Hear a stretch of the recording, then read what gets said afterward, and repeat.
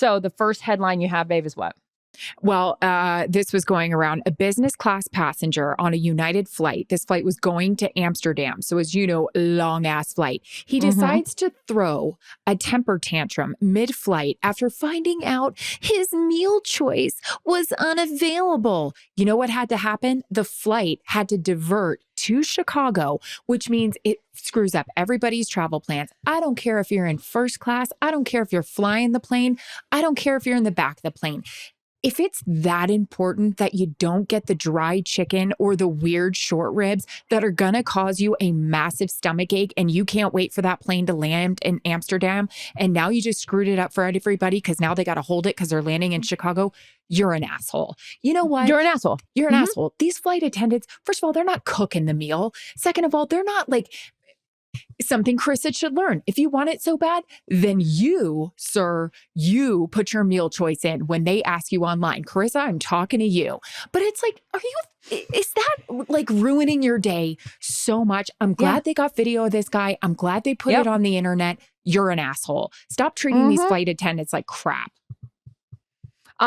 We talked about on a previous podcast how you'll get the email and it'll say like, oh, choose your meal or whatever. If you don't take the time to do that, I don't do it, then I can't complain because I don't care enough about what the meal is. I'm like, ooh, this will be fun. Like what's left when you get to me? It's like, I'll have the freaking goldfish that's in the snack box. I could care less about food. It doesn't matter. Just make sure we don't run out of wine or coffee. Those are the two things then I I'm need losing at this my point. skull.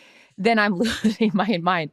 But this guy, and I mean, I don't know if he was married or, whatever this, well, he has a mother. Parents, he has a mother. He has a mother. I was just going to say, or if his parents are still alive, or he's got a brother or someone, he should be embarrassed. This is my new comeback for people where instead of getting mad, because I'm trying to work on my initial reaction sometimes is just visceral, like, rah, like to get like angry. And I'm like, there's so much power in calm, in like stillness. And this is Brian Holiday writes, who Steve like adores and like loves this author about like stillness is key. It's something I have not mastered, but I'm really trying because there's been a few times in my life when I actually have done it. And there's so much power in saying less that just a reaction. If I'm sitting next to this guy and I look over and I want to just be like, aren't you embarrassed? Like, that's it. Like, not like you're, like the craziness that we're having right now just because we're talking about it. But like in real life, aren't you embarrassed by your behavior? And I'm so glad to your point that he got exposed. But here's the thing about a narcissist or a cuckoo pants like him. He probably doesn't even hit his radar. He probably justifies it because we all know those people that think that they're right for the behavior. I don't know. I feel like he should be banned from ever flying that airline again. There should be consequences to these people's actions, Calm down, sir. And by the way, another time to calm down when you're burping a baby, because they are a very, very slow burper. My man, you can't take it out on him. Like I was having a stressful moment trying to figure something out and I'm like burping him and not calming down. And our nanny just comes up and grabs my hand and starts doing it correctly. And she goes, stop. That baby feels you. And I was like, okay. So the passengers and me. There's a fun interjection, who I'm obsessed with her. I feel like I'm really good with kids just because I grew up, like my mom did daycare growing up. There was always kids around. I was a nanny. So I feel like there's only a few things in life I'm like, oh, I crushed this. So I'm holding back, I'm bouncing him and she's like, no bouncing. And I was like, oh my God, I love her so much. I wish I had like an ounce of her knowledge with kids. I know. Like if I'm you and I know you are, you're like, teach me everything. Yeah. I understand why women say they feel like a failure with these kids because every day feels like school, trying to learn something.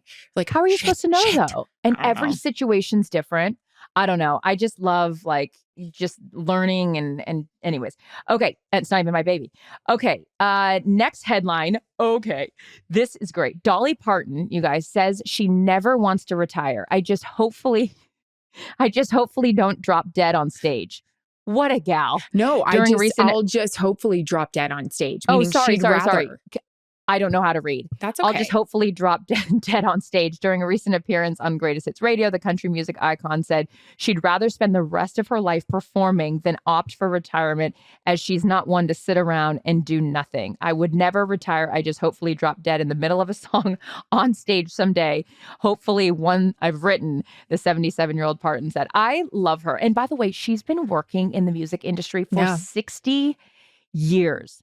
When I look at her, or like a Mick Jagger or any of these people that have been, Lionel Richie, I mean, we're talking 6 decades of performing. And I watched her with Garth Brooks on, I think it was a CMT Awards, whatever it was, one of the award shows.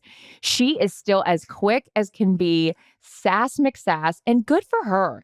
I wouldn't want to retire either, because I feel like, sometimes we see in life, like the passion that people have. I mean, we've seen it with some coaches at the collegiate level or the professional level, or when the meaning of their life like goes away and that all they've ever known is taken away, you'll die. I mean, I even saw my grandpa, like after he retired, he went and volunteered at Boeing because he just wanted to stay around the people that he worked with and stay sharp too. Because what are you going to just sit in your recliner and, wait for the day that you die? No, I love Agreed. her. I love the attitude, and go girl. Timeless and flawless. All right, next headline. I know you love this one too. Take it away. Oh yeah, wait, hold on. I screenshotted it. Sorry. Stand by, America. Talk amongst yourself, because this is my favorite thing. And God, there's more that I wish I could say about this, but unfortunately I can't. But I'll get to the good stuff. Goldie Hawn reveals why she never married longtime partner Kurt Russell. When asked in an interview with CNN why she never chose to marry her partner of over 40 years, the 77, which, by the way, how is Goldie Hawn 77? Seriously. Overboard, also timeless. Get over here. Quote, why should we get married? Hawn explained that both she and Russell, 72, have previously been married to other people, and she realized that when the relationship doesn't work out, it's always ugly. Somebody has to take a look and say how many divorces are fun, how many divorces actually don't cost money, and how many divorces make you hate the person more than you did before. So again, we know my track record with marriages, but I will say this, as coming from parents who have been married for 45 years, I love the institution of marriage. It's why I love love. I mean, I do. I love love. And I think that that's also part of the reason why I have gotten married a couple times, because I want it to be like what my parents had. And unfortunately, it wasn't. But now, I get asked all the time with Steve, now being together with him for a year, it's like, oh, when are you guys getting married? And we're the last of the group of my friends and his friends that could get married. That's okay. And I need to watch my tongue, because I am quick, and this has nothing to do with him, because he is the greatest man I've ever been lucky enough to be with. But I'm quick to be like, I'm never getting married again, because I haven't had great experiences with said things. So I love that she said this, because for me personally, I believe it is a choice. I want to choose him every single day when I wake up, instead of feeling like, oh, I have to be with you because there's a piece of paper. And the excavation of said things hasn't always been easy. So I love Goldie Hawn. I love her attitude. And I also think it's interesting, and I know that you feel this way even now that we can talk about Sweet Mac, where you would get questions all the time, like, when are you going to have kids? And for me, it's not like, oh, are you going to get married again? Or I get this, oh God, she marries and she just, like a failure in that area. It's like, with this societal expectation of whether it's having kids or being married, do whatever works for you. And Jennifer that's sort of where I'm Aniston at. has. Right. And it's like, I just applaud anyone, in this particular case, Goldie Hawn, for, she's got a successful relationship, and a piece of paper does not make it like it's a gold star relationship just because you sign a piece of paper. If anything, 100%. I think that it's better to choose, make that conscious choice every single day. So good for her, and anyone that wants to do things the way that is best for them.